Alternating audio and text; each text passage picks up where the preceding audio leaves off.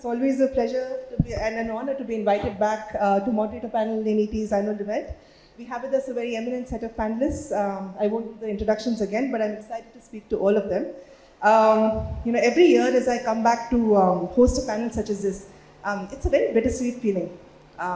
Because with every passing year, I'm acutely aware that we're inching closer towards that point of irreversibility for climate change. Right? We're inching closer towards blowing through the budget that we have, the carbon budget that we have, that will keep us below 1.5 degrees. And research suggests that if we keep our carbon dioxide emissions to 2022 levels at around 40 gigatons per year, we'll blow through that budget by the year 2029. So not even a decade from now. At the same time, panels such as this are very invigorating because this gives us a platform to share success stories, to share the kind of strides that we're making towards a low carbon economy. And it's very important to do that because nothing brings a community together like a shared sense of vulnerability, right? Or a shared sense of impending disaster if we were to not get there. And this is exactly what we need, that coming together, because climate change is not a one sector problem, or it's not a one actor problem. It's an economy-wide problem. So the economy has to transform in a scale and pace that's in alignment with what science demands, right? Which means it's not just any one sector, not just any one actor or any one country that needs to transform. It has to be the entire economy that progresses towards a certain pathway. And the reason that such panels essentially excite me is because I know that within this space, the private sector has a huge role to play, very significant role to play, and I think we're increasingly realizing that as we move forward, that it has to shift from a public sector problem to a private sector problem.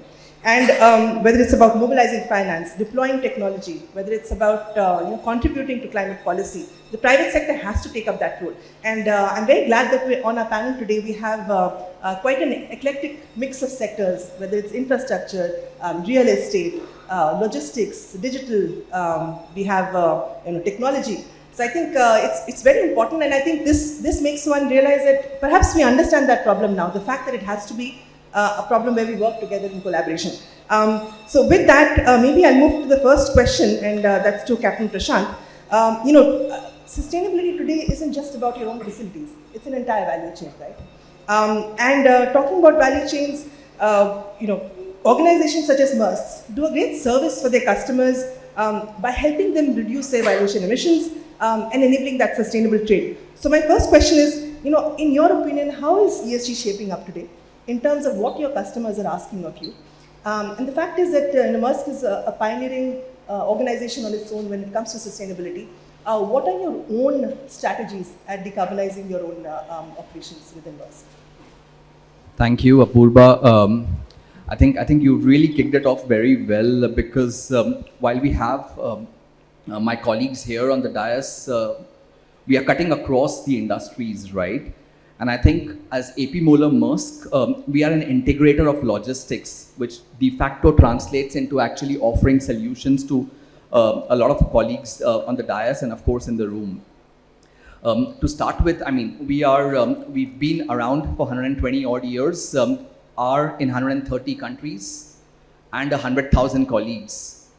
In the context of India, 1 in 5 colleagues globally sit out of India. We move 1 in 5 containers out of India. So we have a footprint across the landside infrastructure.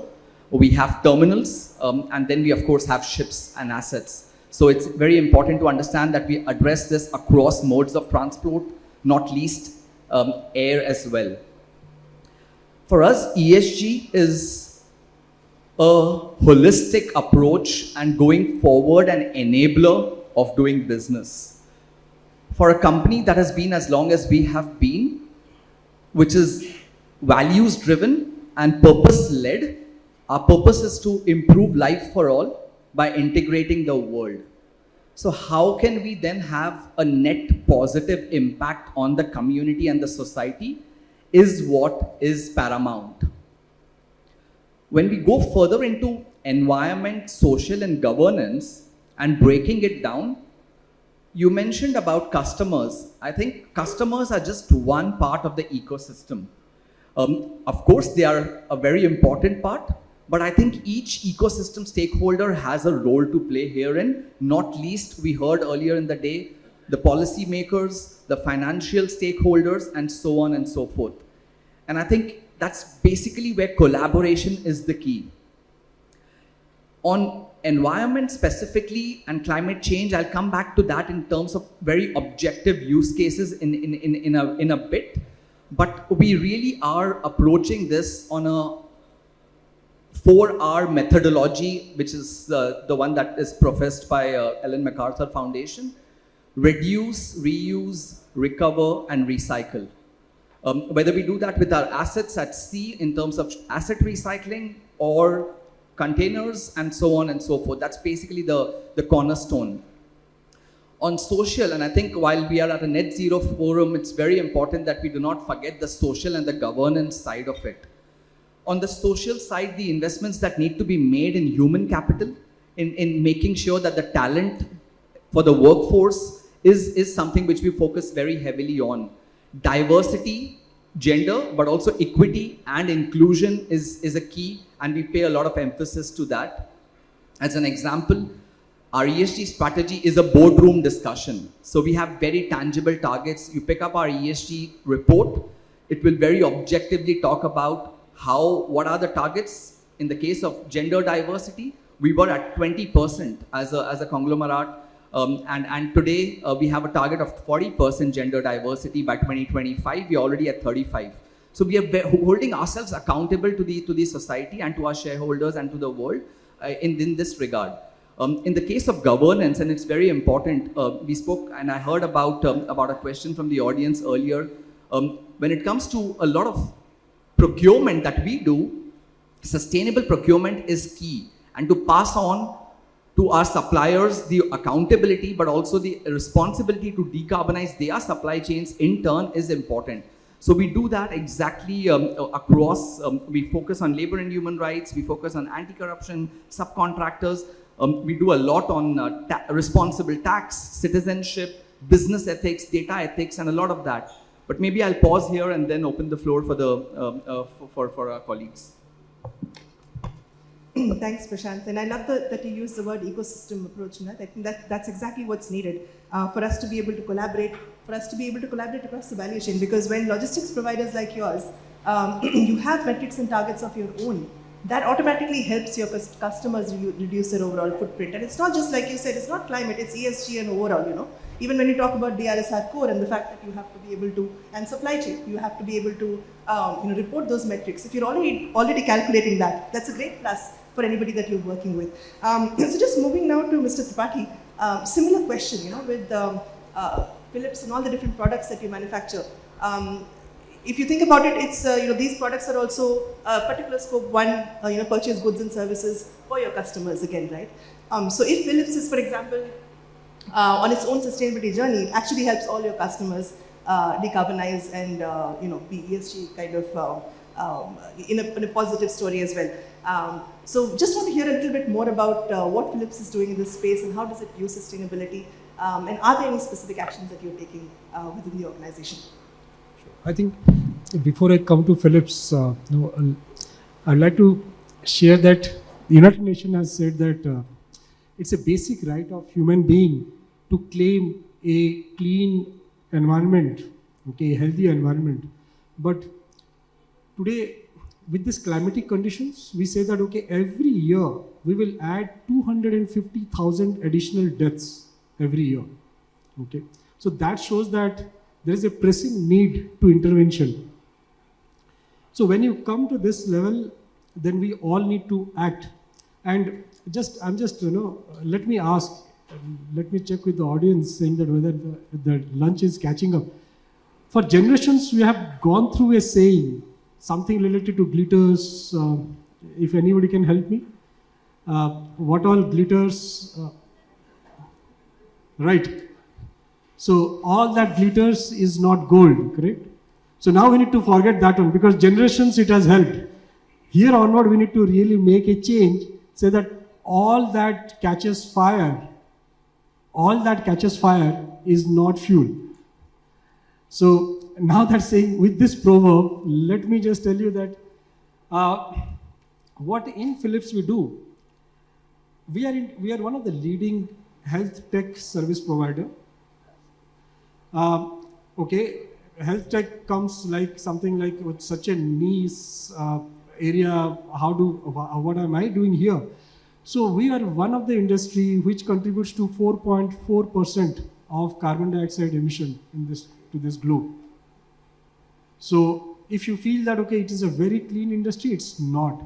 So this industry can be compared to a shipping or an aviation industry. So now every bed per hospital on an average contributes to 13 kgs of waste, and around 30% of it is hazardous. So now you can imagine that okay, in our industry also it is a pressing need that we need to really work in the environment space. As an organization, what we do is that we are known for our purpose. Our purpose is something which we all live with, is that we would like to improve the health and wellness, well-being of 2.5 billion people every year by 2030. And our ambition is that by 2025, it should be 2 billion every year. Currently, we are at 1.7 billion. And it is across the globe, all put together. Now, when it comes to India, we are almost contributing to 17 to 20% of the population. Now you can imagine that, okay, what a big responsibility which we carry in Philips India. So when we do something like this, and it's not only about carbon emission, there are many such natural resources which are very limited. I can go on and contribute for hours that, okay, what all we are doing. I'll just pick up one example. We all know about MRI, correct? Magnetic resonance imaging. Anybody who is not well, there is a cardiologist, there is a neurologist or orthopedicians, they say that, okay, go and get an MRI done. Now, each MRI, there is a superconducting magnet within it. To keep that magnet superconducting device at certain minus 200 degrees centigrade temperature, you need helium, okay? And helium is an inert gas which is limited. The moment you leak the helium, it continues to go up, up and up till it reaches the surface, the galaxy you can say. And helium you can count that US may be having somewhere around 31 billion cubic feet, and the rest of the world put together maybe somewhere around same 1,000 billion of cubic feet. So it is a gas which is you can count, and within our lifespan we may consume it. And each of our MRI magnet carries around 1,600 liters of helium.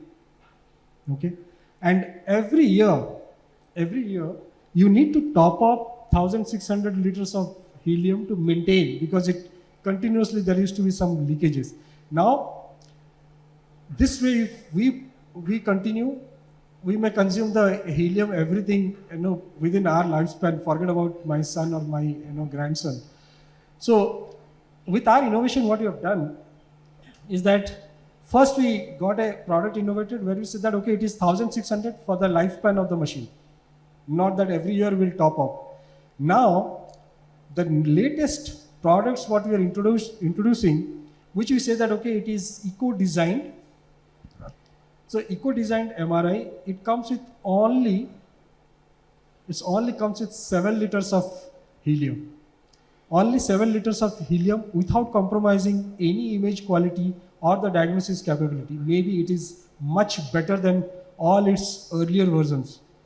And 7 liters is something which is sealed, which remains 7 liters without refilling for the entire lifespan of the machine. Now, this is what the innovations what we bring in. And we say that our principle of improving the lives of people is that better healthcare for more people. Okay, so this is how we contribute, to the environment through our innovation. Thank you, Mr. Tripathy. I think it's a very important point drawing that interconnectedness between health and climate. In the previous COP, the health day was introduced for the very first time, because I think there's increasing awareness now that they're very interconnected. In fact, with the figures we have around morbidity and mortality that can be attributed to climate change, I don't think there's still a very good understanding around that, because causality is very hard to determine when it comes to climate, especially when it comes to indirect impacts. So we might just be viewing just the tip of the iceberg, right? And very hard to even forecast in the future. So I think it's a very, very important point, and I'm glad that you brought attention to that. But I move to the next question with Mr. Vaidyanathan. Godrej, another big industry player, Godrej Industries. I think you guys also have a very tough job in front of you, because you operate across a range of sectors. It's real estate, it's financial, it's agriculture, chemicals, consumer goods. How does the company balance its net zero ambitions with the need for innovation and growth across all of these sectors? Well, I don't even think we need to use the word balance. I think we treat them as enablers. We don't see a fundamental conflict between being ESG strong and being leading on innovation or even leading on profitability. I think 10 years ago, there was an argument about whether being more sustainable is a cost. I think that argument has been blown out of the water. I don't think any company considers that going ESG strong is fundamentally great for business. And every single financial index, from the Dow Jones Sustainability Index to the MSCI, will back up that fact. Having said that, what we managed to do is the tougher part of the equation is still pending. We managed to do all the easier stuff right now. We're at about 70% renewable energy as a group.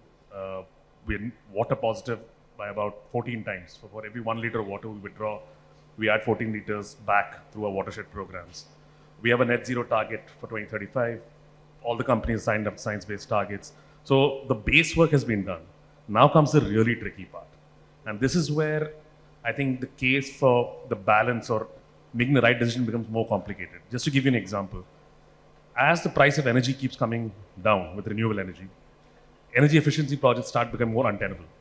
Now, if you're generating electricity we have all of our thermal energy now comes from biomass. We don't have any fossil fuel usage. Now we are able to generate energy from biomass at 1 rupee. So then when I'm trying to do a cost analysis or a break-even analysis for an energy efficiency project, the cost of the project, it doesn't make sense.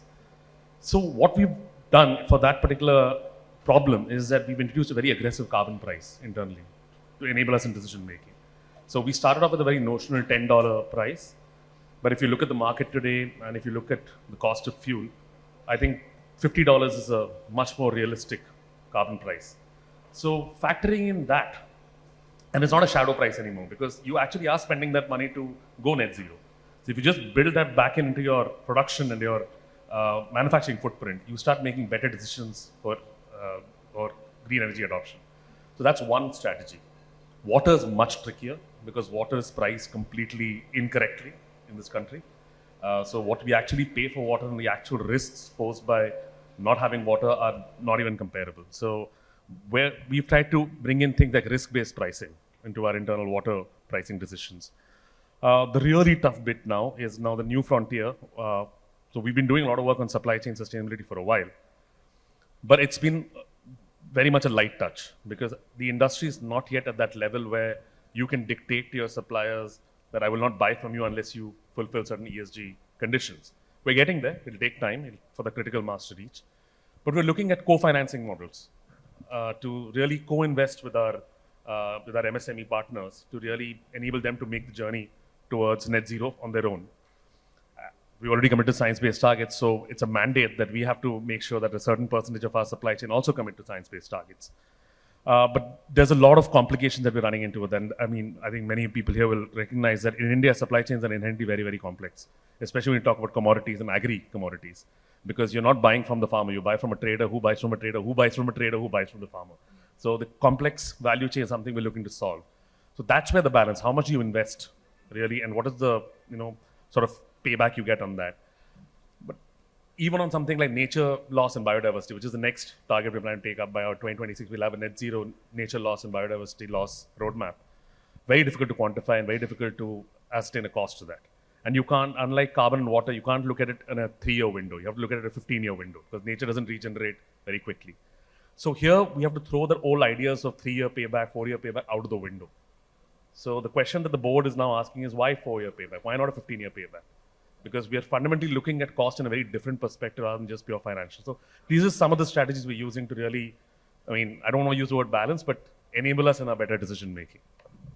Great, no, thank you so much. And I'm glad that you talked about internal carbon price and the fact that you're moving upwards, because you see with the carbon pricing that's typically in an average in India is around $20, right, per ton. Some have lower like $10, $30, $40. But if you look at what does the economy need in terms of carbon pricing, that will truly enable brown to become green, that number is much higher and closer to what you mentioned in terms of $50. In fact, if you look at sectors such as aluminium, steel, cement, and you correlate with, say, the price of the EU ETS, which is eventually what will apply on the EU exporting companies, that's closer to the EU ETS price at the moment is more around $100 or so. So I think very important to keep that in perspective when you're designing your own carbon price, because then that when you talk about payback, it's helping you actually achieve the paybacks which cross your thresholds of investment, right? Just talking about steel, cement, I think it's, I want to move to the next sector, which is buildings, right? Which is a consumer of all of this steel, cement, aluminium. Buildings contribute to almost 40% of emissions globally. And within that, the embodied emissions can sometimes be as high as 50% of a building's lifetime emissions, depending on the type of asset, essentially. So as a real estate developer, how does Lodha incorporate ESG practices into its projects? And what are some of the challenges and opportunities when it comes to the built environment, specifically in terms of embodied emissions? Okay, thanks. See, we look at ESG a bit differently. For us, it is not a compliance issue, as well as we don't talk about it in a very hyper-moralistic sense. We see that it is very important for the growth of the country to adopt an approach which is aligned with ESG.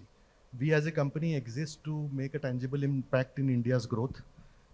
And when you look at any country's growth, especially the type of trajectory that we are on, from a low-income economy, agrarian poverty, towards a high-knowledge economy by 2047, 2050, urbanization actually leads that growth, and the growth further leads urbanization. And since we are in the business of building and transforming cities, it is very important for us to take all of that into account. Now, if India's growth has to happen and safe urbanization has to happen, three things are essential. One is social mobility. So people should be able to increase their wealth, so they should be able to buy more homes and the cities happen. Second is energy security. We are in a very tight spot. We import $100 billion plus of energy. Our budget itself is $500 billion. Just assume that if we were consuming at the level of China, maybe everything would have gone there. Full deficit, no money for roads, bridges, education, and anything. And third is climate security. So if there is no climate security, then all of these growth dollars will keep going in flushing flooded cities. So for India's growth, it is essential that we look at these aspects. And for our business also, it is essential that cities continue to happen and people come to the cities and produce more, and their productivity increases, therefore per capita income and the GDP. So that's the bottom line. Now, as you rightly said, that 40 to 50%, we say 50% because even the transportation emissions are a result of urban planning decisions. So if you add that, then it is 50%. 50% of GHG emissions come from the built environment. So if we have to do anything for India's growth, we have to make sure that it decarbonizes. And obviously social mobility part. So what we are doing is, we are fortunate to have doing a city development called Palava in Mumbai. It's a 4,500 acre project, of which good percentage has been built, and close to 2 lakh people already live there. At the ultimate build out, there will be 1 million people living there. That was originally conceptualized to beat the urban chaos and give a template of urban of sustainable urbanity. Now we have founded a platform called Lodha Net Zero Urban Accelerator in partnership with RMI, where we are working on decarbonizing the entire spectrum of the built environment, starting from embodied carbon to demand side to renewable energy integration and clean mobility as well. We started with obviously baselining, and then we are running initiatives to bring that carbon down. Coming to your specific point on scope 3, the biggest problem in the country is data scarcity and supply chain opacity. None of the, so 7-8 materials which have 90% of embodied carbon: steel, cement, concrete, aluminum, glass, paints, tiles, blockwork. Except cement and a bit of steel, you cannot find good data on embodied carbon in India. So we are trying to work with our supply chain where we offer them the chance to calculate these numbers. The accelerator also informs them as to what are those best practices that they must be following, and that they are not disadvantageous business-wise. And slowly this will change. We have been, I mean, pioneering a few initiatives. There's no point in talking about them. On the energy side, which is significantly neglected, is that a typical Indian does not know how much energy they should be using in their homes. When they are poor, they're using less. Money is affordability is the challenge. The moment affordability goes away, nobody knows how much I should be capping at. Same goes with water. So how can those benchmarks be made more accessible? And benchmarks are also not being made accessible because the urbanization in India is also quite fragmented. So it's very difficult to create those benchmarks. Now in our case, because we have access to data for 40,000-50,000 apartments that we help maintain in the city, we are able to offer those numbers out. And I think from our net zero roadmap to the, so we are also SBTi validated targets. I think we are the only real estate company to have validated the net zero targets also recently in December. So our sustainability strategy rests on the pillars of resilience and decarbonization. Decarbonization we are leading through the accelerator, and all our numbers are out. Even the baselining numbers are also there on our website, and any real estate company, any urban development agency can go and have a look to gain from it. And on resilience, as Mr. Tripathy was saying about the health issue, indoor air quality is an issue. Outdoor air quality, urbanization. Heat stress, urbanization. Water issues, urbanization. So it's all on us, and we have to solve for that. Now, on resilience, the last point, that what we're trying to do differently is that historically all the designs are being done with historic data.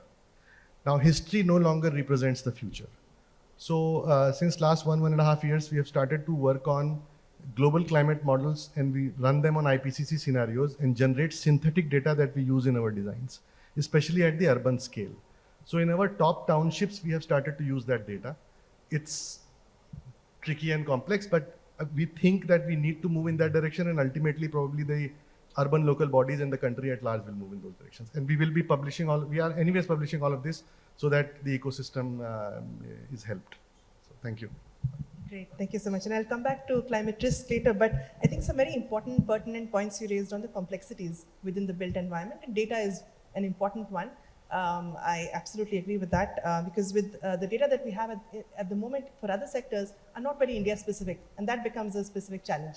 And the more benchmarks that you use in understanding your supply chain, even if you make any future commitments towards reducing that, it doesn't reflect on your inventory. So it's not very useful as an exercise in totality. So I think that's an important point. And also a very important point when you talked about what are some of the competing developmental priorities, and social mobility is one of them. Agriculture, and our farmer incomes and enhancing that is another one of them. So I'll move next to Mr. Harshal Sonawane.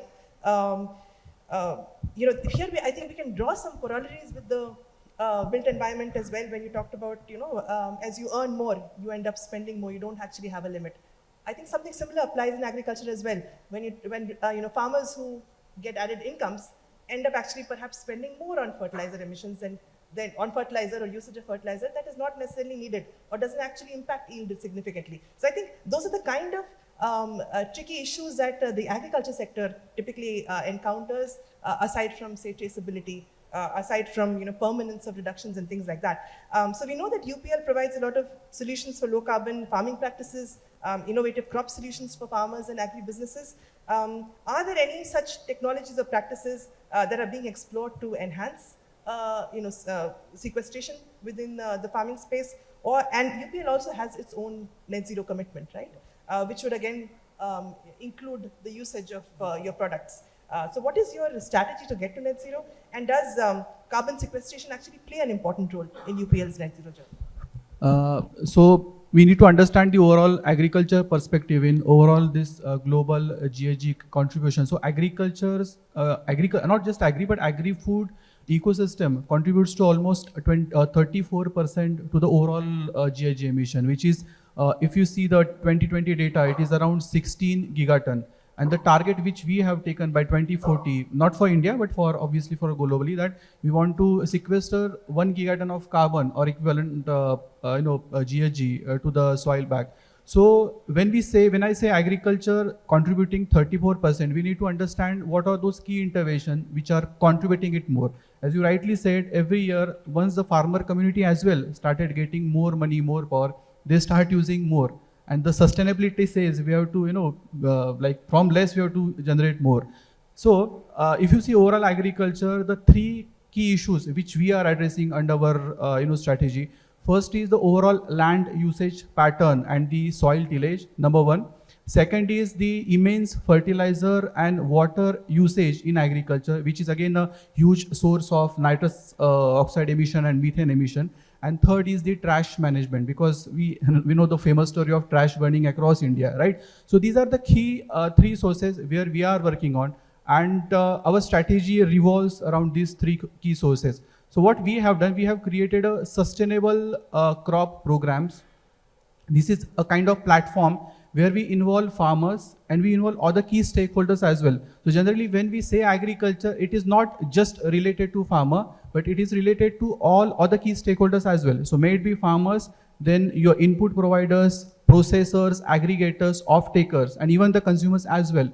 So we bring all these stakeholders under one platform, we understand their challenge, and through this platform, with our technologies, products and solution, we enable them to have the sustainable intervention from start to end.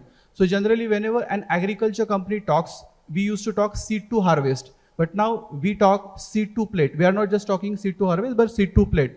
So we want to transform overall agriculture ecosystem into a decarbonizing or low carbon very comprehensively, and that is based on 7 pillars. So what this platform do? So first is obviously we are implementing the regenerative agriculture practices based on soil, then land, then your fertilizer, water and trash management, which is very important.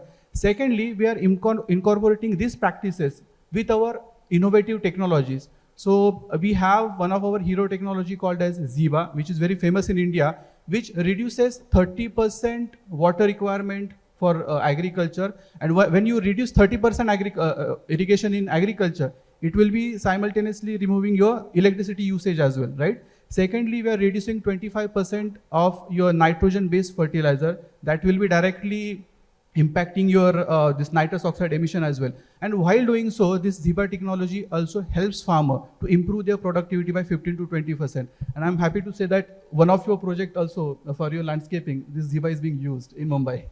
So third is we are, with that, we are also providing digitalization. So with UPL, we have our own AgTech startup, that is nurture.farm. Through that, we track or make this seed to plate thing traceable, so that whenever for any off-taker, they want to see the overall data, they can go through that. Number 4, we are providing mechanization, Uberized mechanization, so that farmer can have a proper agriculture interventions through optimized resources, because that you are saying that once farmer started earning more, he will use more. But with this mechanization, we want to have that optimized resource usage. 5th is the risk cover solution. So agriculture is all about risk. We cannot guarantee anything. So through our insurance program, we are making sure even if there are any challenge, he should at least get his basics. Now the 6th is market linkage, and I think everyone was talking on. Until and unless we create demand for sustainable procurement, even in agriculture, we cannot change the behavior at farmer level. So through our program, we are also connected to many off-takers who are willing to have the sustainable procurement. And through our digitalized platform, we are providing that traceability. And at last, throughout this program, we are also working on the different registries to generate the carbon credit as well. So through this carbon credit, we can benefit the farmers. So what will happen? Our 3 to 4 years of work in the sustainable crop programs, we have seen that, or the data says that almost there is a capacity or potential to remove 1 ton of carbon per acre. So just imagine if we can, through this program, we can reduce or sequester 1 ton of carbon or equivalent gases. And once we scale up this program, we are easily on the way to achieve this program. So right now we are working with, majorly we are focusing on sugarcane and rice, because those are the key crops contributing to the emission. In sugarcane, we are working with sugar mills. Here we are promising farmers the higher income, number one. Second, this will get sugar mills as well a benefit of additional cane from same area. And third, this will reduce overall carbon emission in this area or this cropping system by 25%. So that's how UPL is working on. Great. No, great to hear about all of your initiatives. I think with agri, it's one such complex sector that's perhaps equally impacted by mitigation and adaptation, and it's a key sort of developmental sector for us, but inherently very complex, especially when you talked about, you talked about rice and sugarcane. Perhaps the two more traceable products today, given that the vendor has a right connect to the farmer, and you have portals like the Ekanna portal, which allow you to understand where your product is coming from or which farm it's coming from. But increasingly very difficult for a lot of other products where the traceability is not there, which, for example, for wheat. So I think, digitization and enabling scalability will come through a lot of these technology interventions that you talked about. And it's a great example of an ecosystem approach that Prashant also touched upon. I think, especially in the agriculture sector, that's the only way you can perhaps enable scalability. So just moving from that, whether it's in agriculture or in logistics, transparency, traceability across the value chain is now becoming a very important subject, and is inherently sort of a growing roadblock also to helping somebody understand their emissions and reduce it. So I'll move to Mr. Meher. Given that IBM is a technology leader, how does the company leverage data, analytics, and emerging technologies to enhance that transparency across the value chain? Thanks. It is very insightful discussion, and I'm very glad to be part of this panel, because everybody are giving different perspective to all their business. But as a IBM, we are 114 years old company. How we are bringing value and how we are fulfilling the sustainability ambition of our customer is our motto. So I'll start with that necessity is mother of all innovation, right? So why we are talking about ESG today? ESG, we are thinking, is a next level of transformation. It is a transformation which is on the boardroom, starting from the boardroom. Right now it is coming to the boiler room, or it is from the boardroom it is coming to the entire floor staff. So this is so evident, nobody can avoid this. So when we are talking about sustainability, it is a transformation. This transformation has gone ahead with a lot of phases. When we are talking about IT as an enabler, people are talking about desktop, starting from desktop to then laptop, then server, then we have talked about mainframe. Then people talk about, yes, how I can go ahead and do cloud, how I'll go ahead and do AI, how I do machine learnings, how I can do a lot of things on the quantum computing, blockchain, then how I can go for the IoT devices. So the technology evolving as per the need of the client, our need and business's need. So the fact is that when the necessity is there and innovation is there, we are bringing profitability into that. So it is an opportunity for the industry to rethink and do the transformation, so that this will bring the profitability to the organization through sustainability. So if as an organization, any of you want to become more sustainable, that means it is not an expenses you are doing, how you are reducing your operational cost, how you are optimizing your profitability by, let's say, energy, how your energy consumption are reducing, how you are adopting green energy to become more sustainable, how you are going and optimizing the efficiency of your product and deciding by predictive and prescriptive analytics whether I should replace or repair the equipment. So those are the technology what we are bringing into the customer for doing this. So I can summarize what we are doing the sustainability ambition for customers in the 4th stage. So we are talking about connect, collect, analyze, and report, so that you have a complete visibility and take your decision on basis of that. What we are talking about connect is that any of the industry are diversified and everybody need data. Without the proper data-driven approach, you are not able to take decision. So those connection part, whether your IT devices, OT devices, or if you are a brownfield, how you want to go for a greenfield, and how you can leverage the technology to use the technology for brownfield projects. So those connection we are establishing through our IoT devices, through sensors, through IoT devices. Then once that connection happens, then how we can go ahead and collect the data. What are the mechanisms to collect different devices? In the industrial, any enterprise, they are having different kind of equipments, manufacturing equipments, and other equipments. So how you can go ahead and connect those devices. And after connecting those devices, what we're talking about, that use AI, advanced analytics, use machine learnings, and generate the report, and see the feasibility of that asset for the product, for your business forecasting, and take a decision then and there how you can just how IT helps, how mobile helps. If I am I'm the COO of the organization and I want to bring efficiency from the floor level, so is my floor engineer is able to maintain my asset properly or not? So I have to enable them with the mobile devices, where there will be AR VR technology, where will be a digital entire asset registry, asset videos to go ahead and repair. If he's not able to do that, then how they can do AR VR and understand and take the feedback from the OEM, take the feedback from the supervisor, and report it. So that's how we are talking about AI and ML. Then last part is the ESG reporting part. ESG reporting, what every organization has set the goal of becoming a net zero by somebody is having 2040, 2045, but ultimately the HR Paris Summit is 2070. So everybody are having their different set of goal. So that reporting will help you to understand where are you in the journey, what are the things or action you have to take to achieve your journey, and what are the corrective actions or proactive action you are going to take to make it happen.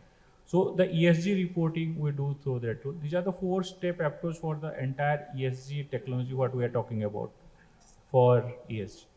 So 5 seconds, Apurba. So just we were talking about the ecosystem and how built environment is the aggregator.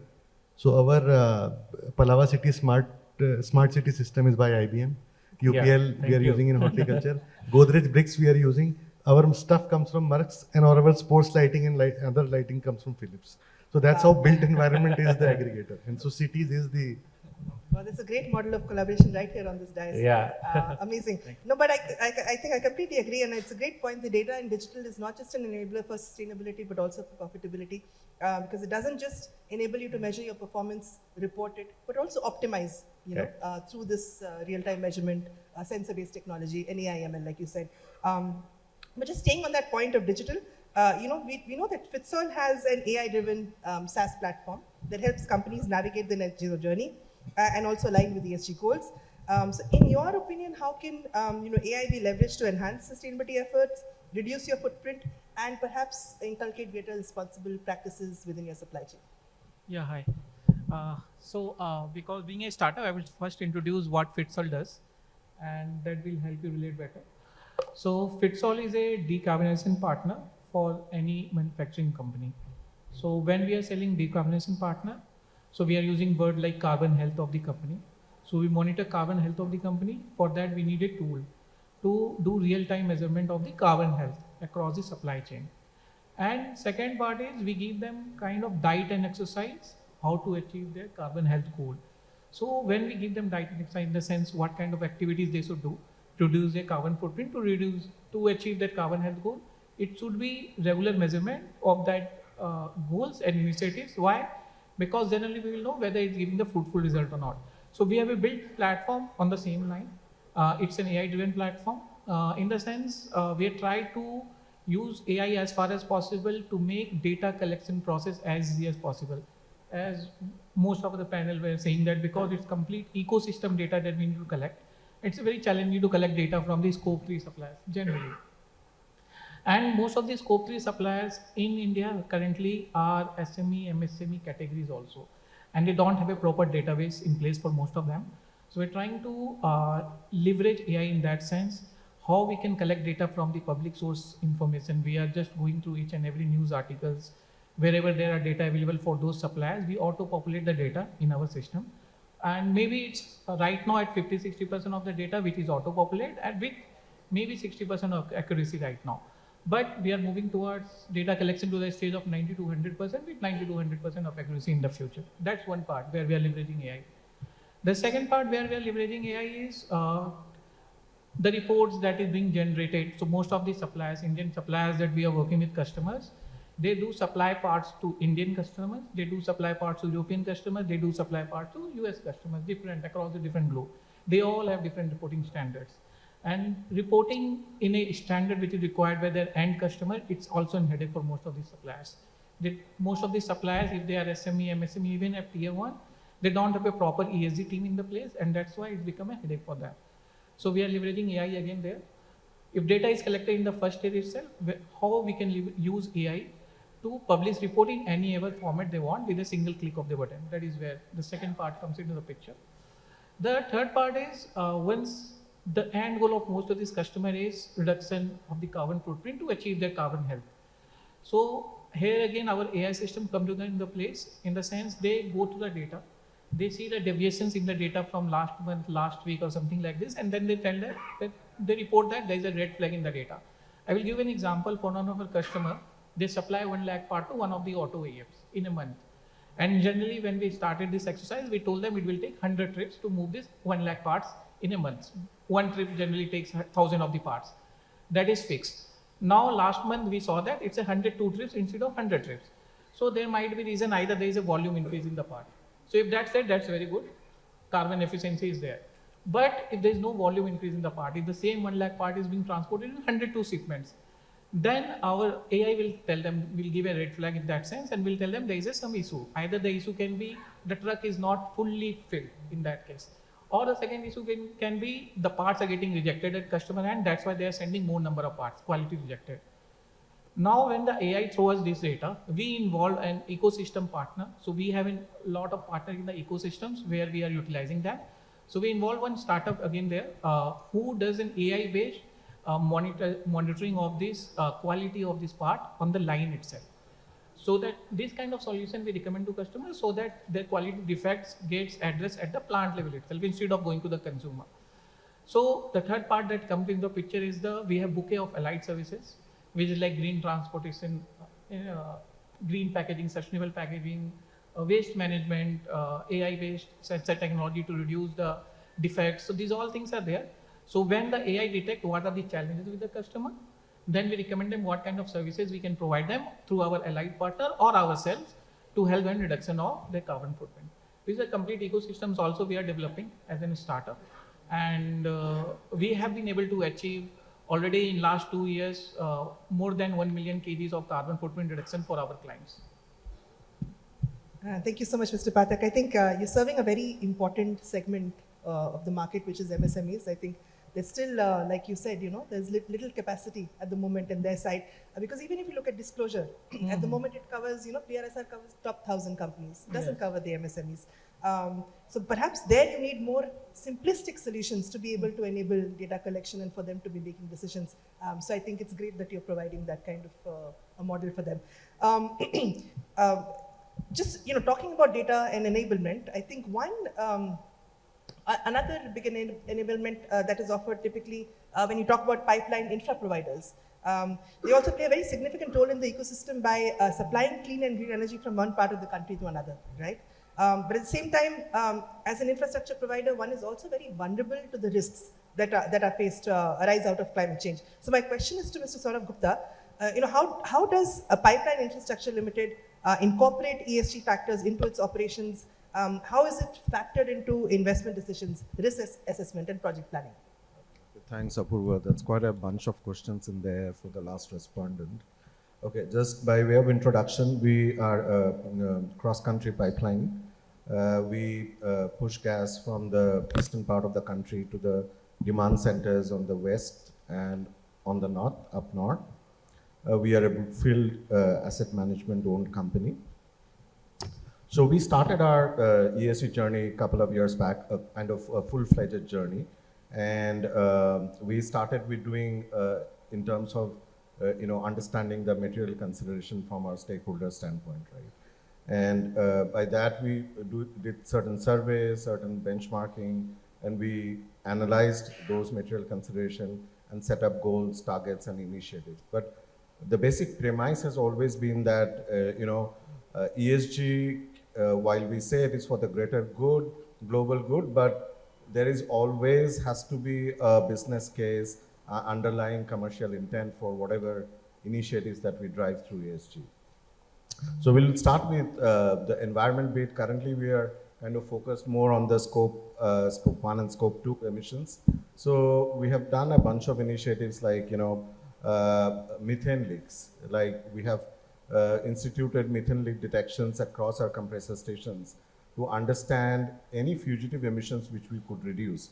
So while it contributes to, better process safety, lesser unidentified gas leakages, but it also reduces the carbon footprint.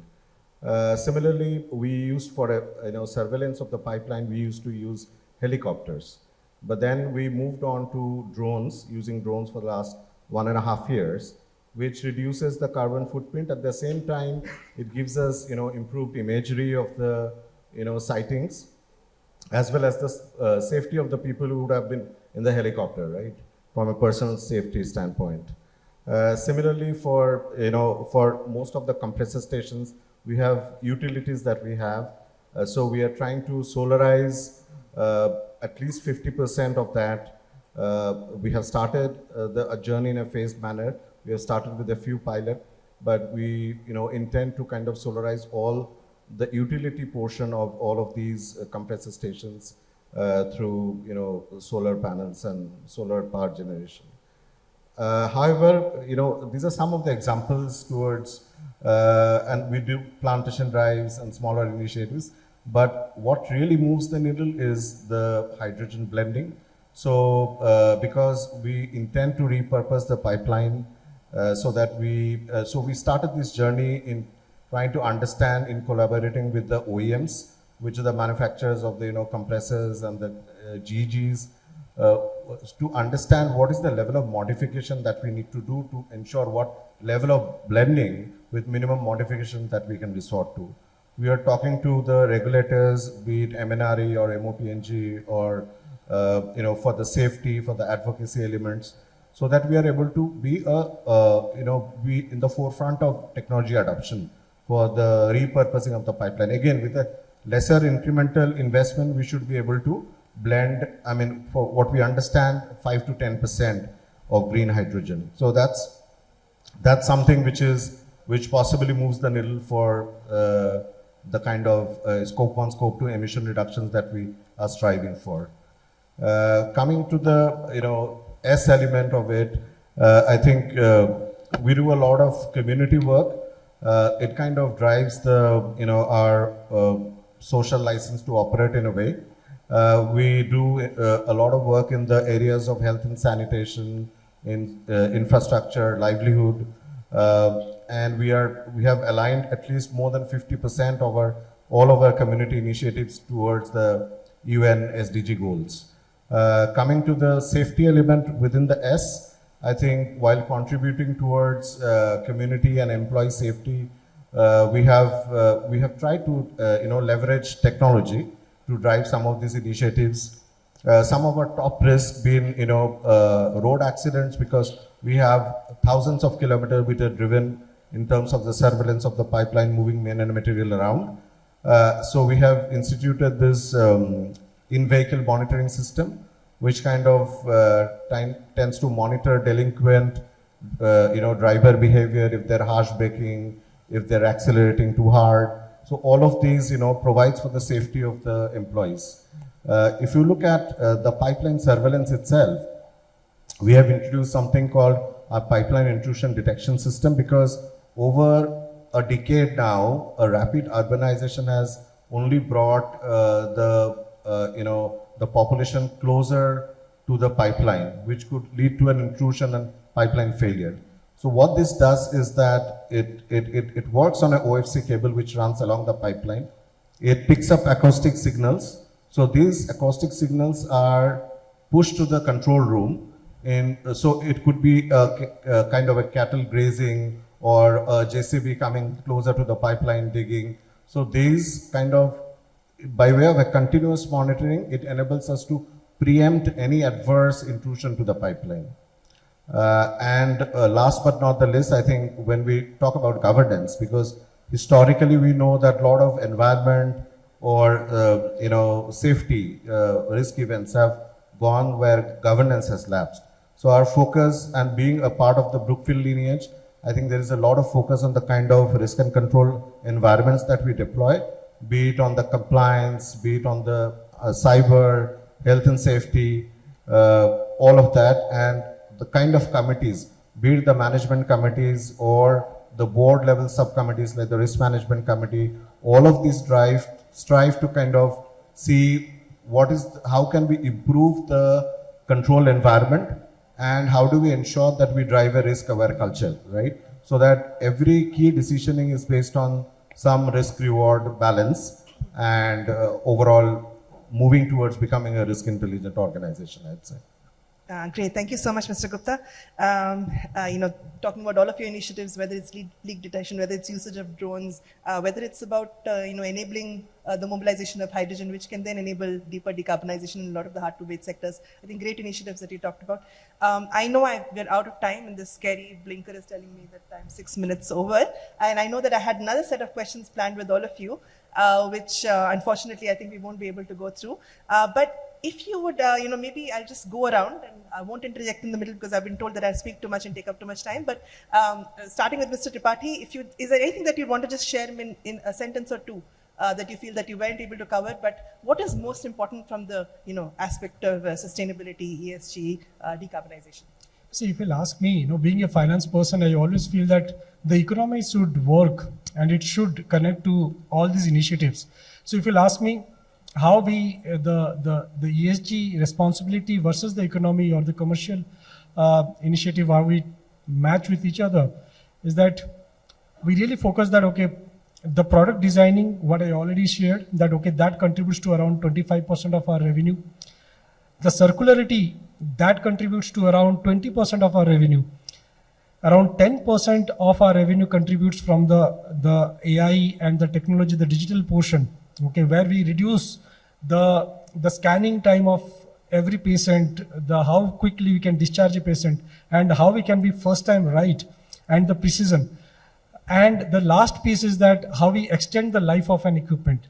All these four pieces, if you'll see, it is almost covers around 60% today. We have another gap of 40%. So with all these things, as an organization which is commercially has to be viable for our stakeholders, we feel that, okay, we are moving faster in the direction of carbon neutral. Great. Quick response, maybe like a couple of sentences. So I think innovation is going to play a great role in this. Particularly, we are talking about technology innovations. Just for example, my team, they got a list of the panelists who is going to come. They have prepared ESG scores of their company in a fraction of seconds. So right now it might be available. If anybody wants to go and see, they can see also, check also. So technology is going to play because quick time results is required and quick time analysis is required. And that's how we can move fast. And support of the ecosystem is required. Okay, thank you. I think from our side, we are the first ones putting out ships which are dual fueled. They're running on green methanol. And I think in the context of the Indian audience, there's huge demand for green methanol in shipping. In the context of India, we have huge push on hydrogen. We heard about it. There's huge push on RE. And then as an agra country, there's a lot of biomass, good carbon out there. So producing green methanol out of India and becoming a part of the shipping's decarbonization journey is where I think is something which I would leave back. And as Maersk, as a global company, we really are counting on India to be able to produce methanol for our ships. Great. Thank you. We've talked about technology a lot. One very important factor that we haven't considered is behavioral change and intent. Because you can have all the technology in the world, but if people don't want to share data, they don't want to do things, nothing will change. So behavioral change and how do we affect that, from everything from consumer behavior to how we ourselves make our own choices, very, very critical. And most uncomfortable because that's not our area of expertise at all. We don't know how to influence that. So behavioral science and social science plays a big role in that. The other is 2070 net zero, great to have that, but at the back of your mind. 2070 is very far away. Set smaller targets, measure, report, get feedback, and just keep doing that again and again, and you'll get close. So in 60s and 70s, India used to be the gold medal winner for hockey, and suddenly we lost. Today, 15% of global growth is coming from India. Now, the reason that we lost that gold was that the turf had changed. Now, again, the turf has changed, and we need to make sure that we look at ESG in a very different way. It's the only way to de-risk the economic and social growth of the country, and that's how we should just move ahead. So I have just one point that in agriculture, it is very important that how do we drive the change in behavior at farmer level. And to do that, it is very important how do we provide him that additional value for all that sustainably grown produce. So that is what our task is. I can conclude that ESG is unavoidable. ESG is the next set of transformation which none of the organization is going to avoid it. So it is like ERP, next level of ERP evolution. When ERP started, everybody started adopting ERP for all the organization. So ESG has to be adopted in all the organization to become net carbon zero. And this ESG reporting is not like a greenwash now. It is completely going to be a mandatory requirement which everybody has to comply. And that is what we're talking about profitability. What I feel that when ESG thinks, people are thinking about CSR, ESR activity, EHS activity, but it is ESG is an investment which will give profitability to all organizations. So by ESG goal, they will set their both the green line and red line will be met by the CEO of the organization. Yeah, I think we have covered most of the elements. But to my mind, while we have all set targets and timelines, but we need to be realistic and ensure that in the rush to achieve those targets, we should not resort to anything which obviously doesn't meet the business objectives, or we do not resort to greenwashing. Thank you so much. Brilliant closing remarks by all the panelists. I'm not even going to attempt to summarize what we covered today because it's the sheer breadth of it. But this was a very engaging conversation and I really enjoyed it. So thank you so much, all of you, for being here.